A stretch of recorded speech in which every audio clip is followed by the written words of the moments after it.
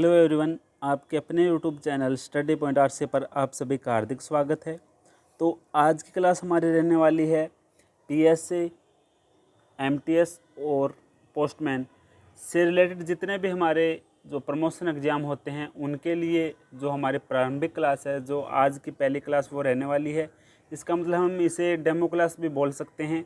इसके बाद में जितने भी आपकी जो क्लासें होगी जो कंप्लीट सिलेबस की, वो आपके स्टडी पॉइंट आरसी ऐप है वहाँ पर आपको उपलब्ध होगी। क्योंकि एक है यूट्यूब, एक है एप्लीकेशन। यूट्यूब पे आपको जो क्लासें सीरियल वाइज नहीं मिल पाती, तो बार बार में कमेंट आते हैं, सर हमारे जो क्लास है जो सीरियल वाइज नहीं है, इसके बाद में कौन सी क्लास आएगी। तो वो क्लासें आपको सभी स्टडी पॉइंट आरसी ऐप पर नाम मात्र जो शुल्क है उन पर उपलब्ध होगी। और आज हम जो चर्चा करने वाले हैं वो सभी एग्ज़ाम के अंदर ये कॉमन टॉपिक्स हैं। और जो क्लासें हैं अलग अलग, जो जैसे एमटीएस, पोस्टमैन और पीएसए से रिलेटेड जितने भी जो सिलेबस वाइज जो आपकी क्लासें हैं वहाँ पर आपको सेपरेट मिलेगी। यहाँ पर ये कॉमन क्लास है, डेमो क्लास रहेगी आपकी। तो सबसे पहले हम किसी भी जो डिपार्टमेंट का अगर हम बात करें तो उसकी हमें हिस्ट्री पता होनी चाहिए।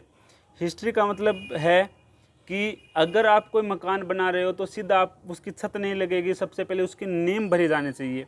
तो कब डिपार्टमेंट की नींव भरी गई और आज की जो स्थिति है कितने उस पर छत लग चुकी है, कहने का मतलब वो कितने तरक्की कर चुका है।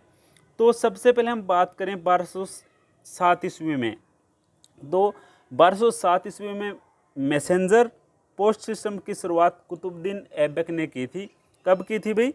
1207 में। सीधी सी बात है कि मैसेंजर पोस्ट सिस्टम की शुरुआत हमारे 1207 ईस्वी में हो गई थी। कहने का मतलब 800 साल पहले हम चलें तो वहाँ पर कुतुबुद्दीन ऐबक ने मैसेंजर ऑफ पोस्ट की शुरुआत कर दी थी। उसके बाद हम बात करते हैं कि जो खिलजी वंश के शासक है अलाउद्दीन खिलजी, 1296 ने इस व्यवस्था को काफ़ी सुधारों के साथ लागू किया। अलाउद्दीन खिलजी ने इसके अंदर काफ़ी सुधार किए। और आगे फिर उसके बाद में क्या है, ईस्ट इंडिया कंपनी के वायसराय लॉर्ड क्लाइव ने 1766 में देश की पहली विधिवत डाक व्यवस्था स्थापित की। 1766 में विधिवत डाक व्यवस्था सुचारू रूप से, देखो वहाँ पर तो क्या है, वहाँ पर सुधार किए गए, लेकिन सुचारू रूप से 1766 में यहाँ पर आप याद रख सकते हैं। उसके बाद में डाक प्रणाली को आगे बढ़ाने के लिए 1774 में पोस्ट मास्टर जनरल के अधीन कलकत्ता जीपीओ की स्थापना की गई। और उसके बाद में देखो 1774 में आपके जो कलकत्ता जीपीओ की स्थापना हुई थी, उसके बाद में तुरंत मद्रास तथा मुंबई में जो जर्नल पोस्ट ऑफिस है जीपीओ है उसकी स्थापना या खोले गए। तो उसके बाद में क्या रहता है कि अब ये बात ये आती है कि स्थापना होगी, लेकिन ये एक एक पोस्ट ऑफिस की स्थापना हो रही है, लेकिन मेन मुद्दे पर कब आते हैं और जहाँ से प्रश्न आपके एग्जाम के अंदर उठता है वो है आपकी कि किस काल में स्थापना हुई थी पोस्ट ऑफिस की, इस डिपार्टमेंट ऑफ पोस्ट के अंदर हम कार्य कर रहे हैं और किसने की थी। तो आपके यहाँ पर ऊपर वाले में से इतने प्रश्न आने के चांस नहीं हैं। नीचे की 2 लाइनें हैं, यहाँ पर आपसे पूछे किसके काल में होती, लॉर्ड डलहौजी के काल में होती और कब स्थापना मानी जाती है, 1 अक्टूबर 1854 को इसकी स्थापना मानी जाती है। तो सीधी सी बात आपको ये याद रखनी है, लॉर्ड डलहौजी के काल में 1 अक्टूबर 1854 को इसकी स्थापना हुई थी। इससे पहले जो मैंने जितनी भी हिस्ट्री बताई है इसका बताने का ये है कि आपको कुछ पता होना चाहिए इससे पहले क्या था। सीधी हम स्थापना से बात नहीं कर सकते, सीधी हम ये नहीं कि इस स्थापना अब हुई थी, इससे पहले भी कुछ इतिहास रहा होगा वो हमने जाना। लेकिन यहाँ पर 2 प्रश्न जो आ सकते हैं वो मैंने यहाँ पर आपको बता दी हैं। लॉर्ड डलहौजी के काल में 1 अक्टूबर 1854 को इसकी स्थापना मानी जाती है। अब यहाँ तक जो डिपार्टमेंट आया है उससे पहले कुछ महत्वपूर्ण तारीखें रही है और कुछ नई नई स्थापना हुई है, नई नई स्कीमें आई है। तो वो कौन कौन सी आई है वो हम एक एक करके हम देखते हैं। तो सबसे पहले 1 जुलाई 1852 को प्रथम डाक टिकट का प्रयोग किया गया, जिसे हम सिंध डाक टिकट भी कहते हैं। तो यहाँ पर 2 प्रश्न आपके बनते हैं। डाक टिकट की जो ये प्रथम डाक टिकट है, सिंध डाक टिकट का उपयोग किया गया था, लेकिन पूरे भारतवर्ष में 1854 को स्थापना मानी जाती है, क्योंकि जब डाक घर का यानी कि आपके डिपार्टमेंट ऑफ पोस्ट का स्थापना 1854 को हुई थी, तो डाक टिकट की भी स्थापना 1854 को मानी जाती है। लेकिन प्रश्न आपसे ये आ जाए कि सिंध डाक टिकट का उपयोग कब किया गया था, और सबसे पहले किस डाक टिकट का उपयोग किया गया था, सिंध डाक टिकट, और कब, 1852 में। और पूरे भारतवर्ष में स्थापना कब हुई थी, 1854 के अंदर, जब डिपार्टमेंट ऑफ पोस्ट की स्थापना हुई थी तब इसकी हुई थी। उसके बाद हम बात करते हैं 1854। वापिस ये आपको बताया भारतीय डाक अस्तित्व में आया, यानी कि भारतीय डाक की स्थापना 1856 के अंदर आर्मी जो पोस्टल सर्विस है, APS है, उसकी शुरुआत हुई थी, उसकी स्थापना हुई थी। उसके बाद में ये इम्पोर्टेंट डेट है 1876, भारत UPO में शामिल हुआ था। भारत UPO में शामिल, यूनिवर्सल पोस्टल यूनियन के अंदर शामिल हुआ था। कब हुआ था भी, 1876 के अंदर। उसके बाद हम चलते हैं, उससे थोड़ा सा और आगे चलते हैं 1882 के अंदर। तो जो हमारे जो सेविंग स्कीम हैं उसकी आपकी क्या हुई थी, स्थापना हुई थी। SB बचत बैंक की शुरुआत हुई थी। और 1884 के अंदर यहाँ से भी आपको प्रश्न आते हैं कि जो डाक जीवन बीमा है उसकी स्थापना कब हुई थी, उसकी शुरुआत कब हुई थी, 1884 के अंदर। और जो इनकी दिनांक है कौन किस तारीख को हुई थी, वो डिटेल से हम जो टॉपिक पढ़ेंगे उसके अंदर हम सब डिटेल से बताएंगे, उनकी हिस्ट्री भी बताएंगे। लेकिन अब मैं आपको सीधे सन बता रहा हूँ। तो उसके बाद में अगर हम बात करें 18 फरवरी 1911, 18 फरवरी 1911 भारत प्रथम देश था जिसने हवाई मार्ग से भेजा था, डाक को हवाई मार्ग से भेजा था। कहाँ से कहाँ तक भेजा था, इलाहाबाद से नैनी, 12 किलोमीटर का सफ़र था वो। और 1931 में प्रथम जो चित्रित डाक टिकट, जिस पे चित्र है, यानी कि प्रथम ललित या चित्रित डाक टिकट का जारी की गई थी। उसके बाद में अगर हम बात करते हैं, जब आज़ादी के बाद की बात करते हैं, 15 अगस्त, ये तो हमने बात कर ली है। आज़ादी से पहले इतना कुछ इतिहास रहा है। उसके बाद में हम आज़ादी के बाद की बात करते हैं, तो क्या है भी 21 नवंबर 1947 को स्वतंत्र भारत का प्रथम डाक टिकट का विमोचन हुआ था। अब मैं पूछूं कि प्रथम डाक टिकट का विमोचन कब हुआ था, वो हुआ था, आप बताएंगे 1854 के अंदर। अगर स्वतंत्र भारत के बाद पूछ ले, वो 1947 में 21 नवंबर को हुआ था। उसके बाद में 1972 के अंदर क्या है भी आपके है जो पिन कोड की शुरुआत हुई थी, 15 अगस्त 1972 को पिन की शुरुआत हुई थी। उसके बाद में स्पीड पोस्ट की शुरुआत आपसे पूछ ले 1986। ये हम बात करें स्वतंत्रता के बाद की। यहाँ से आपके लगभग 2 से 3 क्वेश्चन तो अवश्य इस ओनली इस क्लास से आने वाले हैं। 2 तो नॉर्मली सी बात है, हिस्ट्री के अंदर आ जाएंगे, आगे ऑर्गेनाइजेशन और पढ़ेंगे, उसके अंदर भी काफ़ी प्रश्न आपके आने वाले हैं। तो उसके बाद में स्पीड पोस्ट की शुरुआत, फिर उसके बाद में 1995 ग्रामीण डाक जीवन बीमा की शुरुआत हुई थी। और VSAT very small aperture terminal जो मनी ऑर्डर है, धनादेश है, MO है, उसकी भी शुरुआत हुई थी। VSAT हम पढ़ेंगे वॉल्यूम 5 के अंदर, तो डिटेल से जानेंगे। और 2006 के अंदर ई-पेमेंट सेवा की शुरुआत, और जो प्रोजेक्ट एरो की शुभारंभ 2008 के अंदर हुआ था, प्रोजेक्ट एरो। और MNOP mail network optimization project, वो MNOP की शुरुआत हमारी हुई थी 2010 के अंदर, MNOP mail network optimization project. तो उसके बाद में अगर बात करें IT मॉडर्नाइजेशन 2012 के अंदर हुई थी। उसके बाद में IBP का शुभारंभ हुआ था 2018 के अंदर, और आधार नामांकन भी 2018 के अंदर हुआ था। उसके बाद में 2020 डाक UPI ऐप हमारे लॉन्च हुआ था। उसके बाद में अगर हम बात करें सबसे इम्पोर्टेंट, और यहाँ से पर्सन भी आपके बहुत काफ़ी आने वाले हैं, IT मॉडर्नाइजेशन प्रोजेक्ट 2.0 है, और उसकी स्थापना कब हुई थी, 2022 के अंदर हुई थी। अभी जो हाल ही में 2023 वाले एग्ज़ाम हुए हैं, यहाँ से जो 2.0 है, यहाँ से काफ़ी क्वेश्चन आपको पूछने को मिले हैं।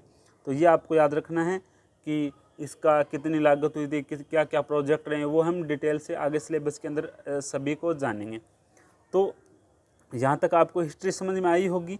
अब हम बात करते हैं जो हमारे जो सिलेबस का मुद्दा है, मेन मुद्दा है, वहाँ तक तो आपके 2 क्वेश्चन तो नॉर्मली से पूछे जाएंगे और ज़्यादा आपके 3-4 भी आ सकते हैं। अब 2 के बाद अब यहाँ से कितने आने वाले हैं, तो यहाँ पर आपको सबसे पहले आपके पीओ गाइड पार्ट 1 से हम स्टार्ट कर रहे हैं।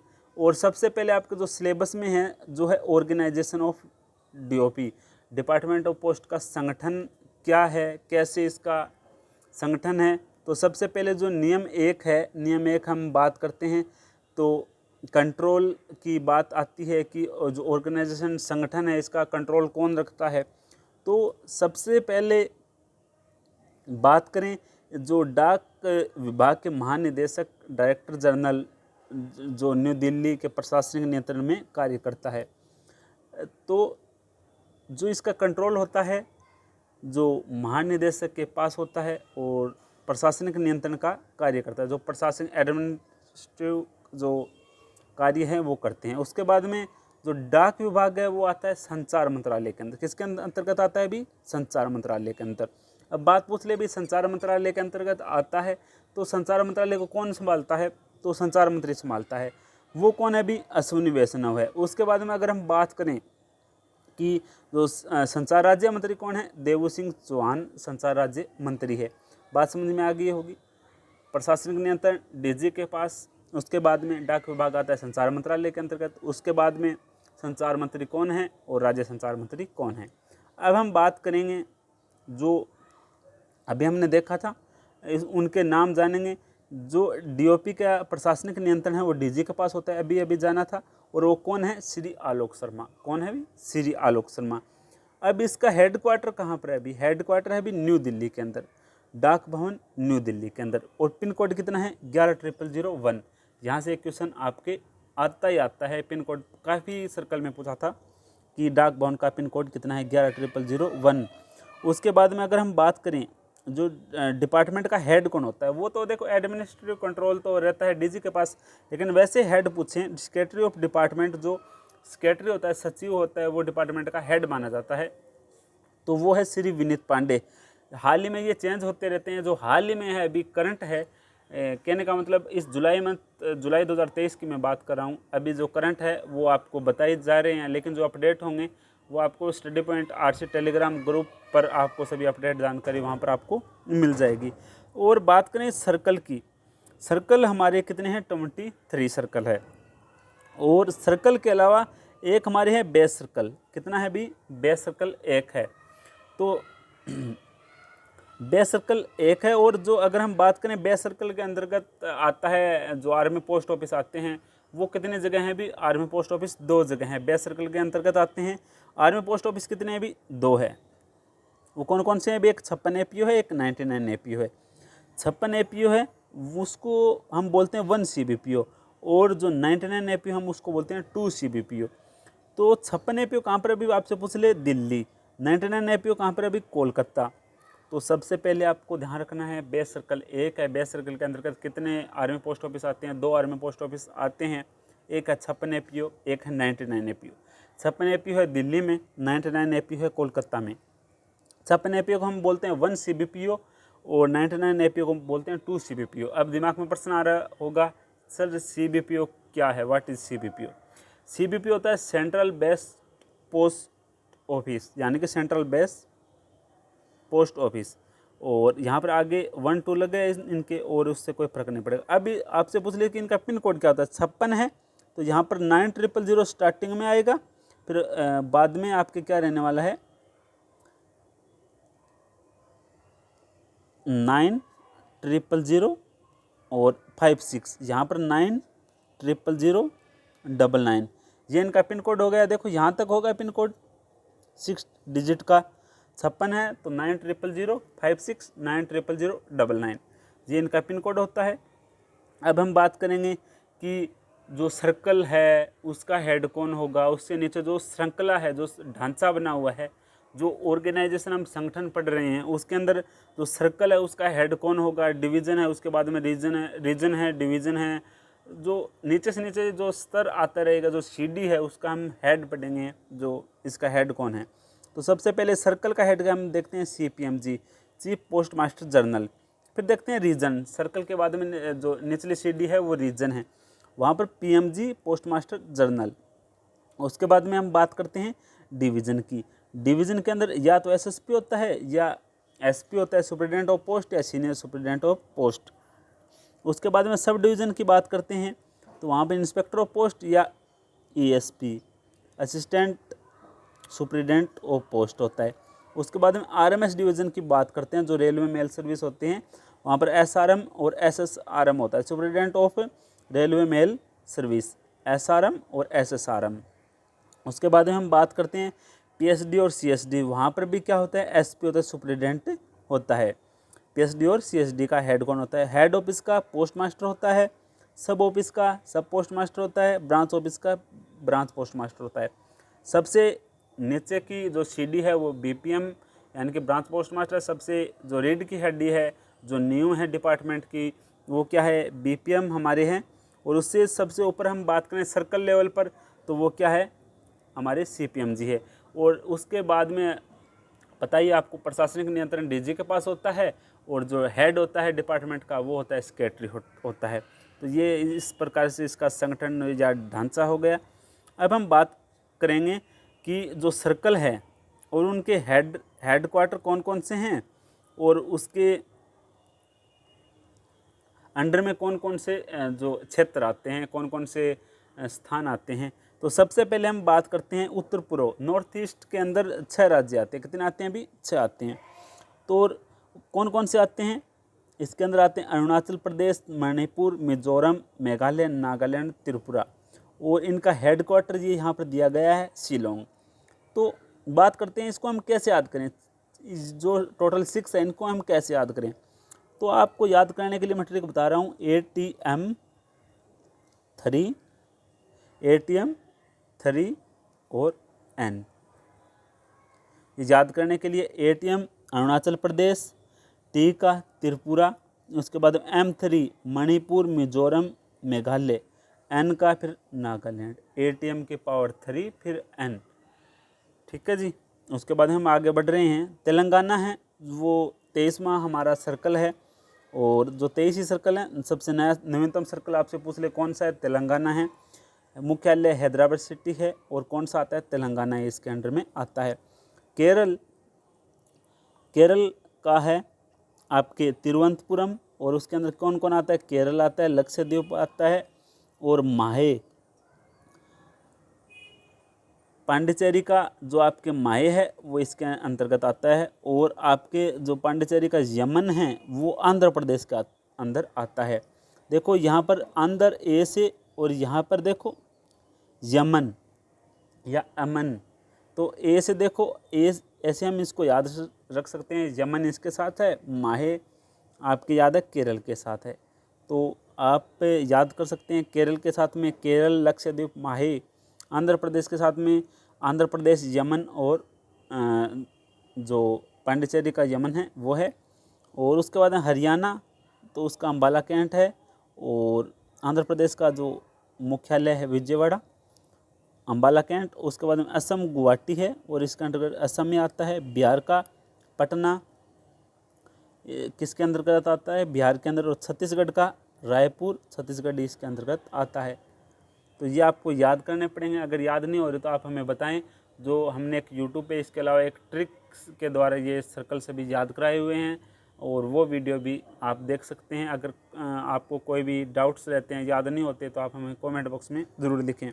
आगे गुजरात का क्या है, अहमदाबाद है। गुजरात का क्या है भी, अहमदाबाद है। उसके बाद हिमाचल प्रदेश का शिमला है, और जम्मू कश्मीर का श्रीनगर है, झारखंड का रांची है, कर्नाटक का बेंगलुरु है, मध्य प्रदेश का भोपाल है। अब हम क्षेत्र देख लेते हैं। जो आपके गुजरात है उसका अहमदाबाद है, उसके अंदर गुजरात तो आता ही आता है। दमन एवं दीप, दादर नगर हवेली, दमन एवं द्वीप, दादर नगर हवेली। और हिमाचल प्रदेश के अंदर हिमाचल प्रदेश, जम्मू कश्मीर के अंदर जम्मू कश्मीर, बाकी सेम ही हैं। अब हम बात करते हैं महाराष्ट्र की। महाराष्ट्र का मुख्यालय हेडक्वार्टर मुंबई है और महाराष्ट्र और गोवा इसके अंतर्गत आते हैं। उड़ीसा का भुवनेश्वर उड़ीसा आता है, पंजाब का चंडीगढ़, तमिलनाडु का चेन्नई और तमिलनाडु और जो पांडिचेरी का माहे और जमन को छोड़कर बाकी सभी इसके अंतर्गत आते हैं तमिलनाडु को। उत्तराखंड का देहरादून और उत्तराखंड इसके अंतर्गत आता है और उत्तर प्रदेश का लखनऊ और उत्तर प्रदेश इसके अंतर्गत आता है। उसके बाद में अगर हम बात करें पश्चिम बंगाल, कोलकाता हेडक्वार्टर है और पश्चिम बंगाल अंडमान निकोबार एवं सिक्किम इसके अंतर्गत आता है। और दिल्ली का हेडक्वार्टर दिल्ली है, नई दिल्ली है और जो क्षेत्राधिकार है वो भी दिल्ली के अंतर्गत आता है। तो यहाँ से आपके हेडक्वार्टर हो चाहे जो आपके जो संगठन हो चाहे इसकी हिस्ट्री हो चाहे, यहाँ से आपके लगभग एवरेज माने तो दो तो हिस्ट्री से जो मैंने जो दिनांक बताई थी वहाँ से आपके क्वेश्चन आने की संभावना है। और बाकी जो यहाँ पर मैंने हेड बताए थे यहाँ से भी 1-2 प्रश्न आने की संभावना है। और इसके अलावा जो आपका ये है सर्कल एंड हेडक्वार्टर, यहाँ से भी आपके क्वेश्चन आएंगे। तो यहाँ से हम बात करें लगभग 4 क्वेश्चन ऑलमोस्ट आपके केवल इस 20 मिनट की क्लास से आने की पूरी संभावना रहेगी। चाहे कोई भी सर्कल हो तो यहाँ से क्वेश्चन अवश्य आएगा। तो आप इनको अच्छे से पढ़ें। फिर भी कोई डाउट्स रहता है तो आप हमसे पूछ सकते हैं। जो आपको जो क्लासों का लिंक है जो एप्लीकेशन के माध्यम से जो मिलने वाला है उसका लिंक हम डिस्क्रिप्शन बॉक्स में प्रोवाइड करवा देंगे। फिर भी कोई अन्य आपको जो पूछताछ करनी है उसके लिए हम आपको जो नंबर है हमारा हेल्पलाइन वो हम लिख देते हैं, वहाँ पर भी आप संपर्क कर सकते हैं। नंबर क्या है 9571374997। तो इस नंबर पर आप हमसे संपर्क कर सकते हैं। कोई भी आपको डाउट्स आए तो। आज के लिए बस इतना ही। Thanks for watching.